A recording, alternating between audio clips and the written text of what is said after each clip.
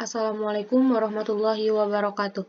Alhamdulillahirabbil alamin wassalatu wassalamu ala asrofil anbiya'i wal mursalin wa ala alihi wa sahbihi ajmain. Amma ba'du. Puji syukur kehadirat Allah Subhanahu wa taala yang telah memberikan nikmat berupa kesehatan sehingga saya bisa menyelesaikan laporan hasil observasi laboratorium dalam mata kuliah pengelolaan laboratorium. Shalawat dan salam semoga tercurah limpahkan kepada junjungan alam Nabi besar Muhammad Shallallahu Alaihi Wasallam. Yang terhormat kepada dosen pengampu, dosen pengelola laboratorium, Ibu Sari Sobandi, SPD MPD, dan Ibu Riri Aisyah, SPD MPD. Perkenalkan, nama saya Ratu Tiara Nur Fazira dengan nomor induk mahasiswa 1212080101. Di sini saya akan mempresentasikan mengenai laporan hasil observasi laboratorium. Berikut pembahasan yang akan dibahas. Yang pertama yaitu latar belakang, kondisi sebelum dilakukannya observasi, pelaksanaan observasi, kondisi laboratorium setelah observasi, dan terakhir kesimpulan. Untuk pembahasan yang pertama yaitu mengenai latar belakang. Seperti yang diketahui bahwa saya mengobservasi laboratorium. Lalu apa sih laboratorium tersebut? Nah, laboratorium menurut Kamus Besar Bahasa Indonesia adalah tempat yang dilengkapi dengan peralatan untuk mengadakan percobaan. Laboratorium juga dapat diartikan sebagai tempat untuk mengaplikasikan teori keilmuan, pengujian teoritis, pembuktian uji coba, penelitian, ataupun sebagainya. Itu menurut Depdiknas pada tahun 2002. Lalu adakah fungsi laboratorium? Nah, dalam konteks pendidikan, laboratorium mempunyai fungsi sebagai salah satu sarana yang dapat digunakan sebagai tempat penyeimbang antara teori dan praktek ilmu. Laboratorium juga digunakan untuk menambah keterampilan dan keahlian para peneliti dalam menggunakan alat yang tersedia di dalam laboratorium untuk mencari dan menentukan kebenaran ilmiah dari hasil riset atau eksperimen tersebut. Sebagaimana yang kita ketahui bahwa dalam suatu tempat pasti membutuhkan pengelolaan, tidak terkecuali laboratorium. Laboratorium juga membutuhkan pengelolaan, yang kaitannya sangat erat dengan mengelola dan menggunakan fasilitas laboratorium tersebut dengan cara perawatan, penataan, pengadministrasian, dan pengawasan. Untuk materi selanjutnya yaitu kondisi sebelum observasi. Kondisi laboratorium sebelum saya melakukan observasi terbilang belum memenuhi prosedur yang berlaku. Mengapa? Karena sebagaimana yang bisa kita lihat di gambar pertama, ada 3 sisi penyimpanan alat dalam ruangan laboratorium ini. Nah, karena ini laboratorium IPA, di mana alat-alat sains dari pelajaran kimia, fisika, biologi digabung dalam satu ruangan, hal itu menyebabkan bercampurnya alat-alat sains antara satu pelajaran dengan pelajaran lainnya dalam satu tempat. Seperti yang bisa kita lihat, nah, di 3 sisi ini digabung, belum ada pemisahan antara alat-alat dari pelajaran lain. Untuk gambar kedua dan ketiga ini adalah dus-dus yang berisi alat-alat kimia maupun fisika dan biologi yang belum disusun.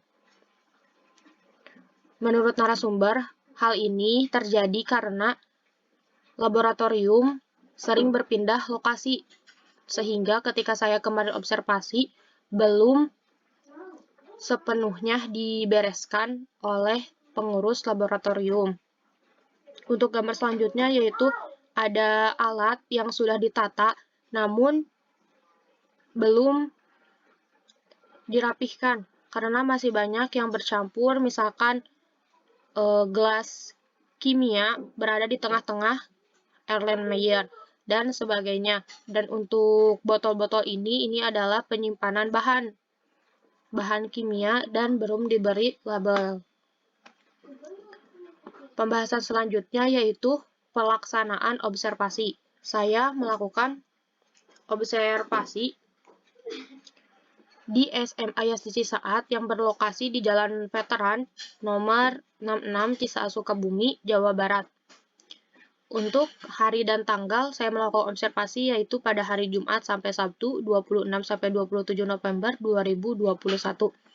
Selanjutnya, metode observasi. Metode observasi merupakan prosedur dan langkah kerja yang digunakan dalam kegiatan observasi, mulai dari perencanaan, pengumpulan data, pengelolaan data, sampai pada tahap pengambilan kesimpulan. Nah, saya menggunakan metode observasi kombinasi dengan model concurrent. Apa sih model concurrent dan apa metode observasi kombinasi tersebut? Nah, metode observasi kombinasi adalah metode yang menggabungkan antara metode kuantitatif dan kualitatif. Sedangkan untuk model concurrent yaitu menggabungkan data kuantitatif dan kualitatifnya dalam satu waktu. Untuk pembahasan selanjutnya yaitu instrumen.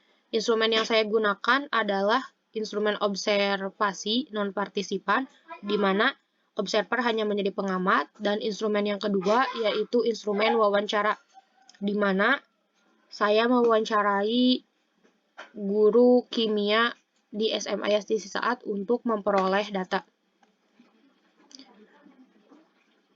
Pembahasan selanjutnya yaitu mengenai kondisi laboratorium setelah dilakukannya observasi. Kondisi laboratorium setelah saya observasi terbilang sudah mengalami perbaikan dari segi penataan dibandingkan kondisi sebelum melakukan observasi. Penataan dilakukan dengan mengubah susunan tempat penyimpanan alat berdasarkan golongan pelajaran.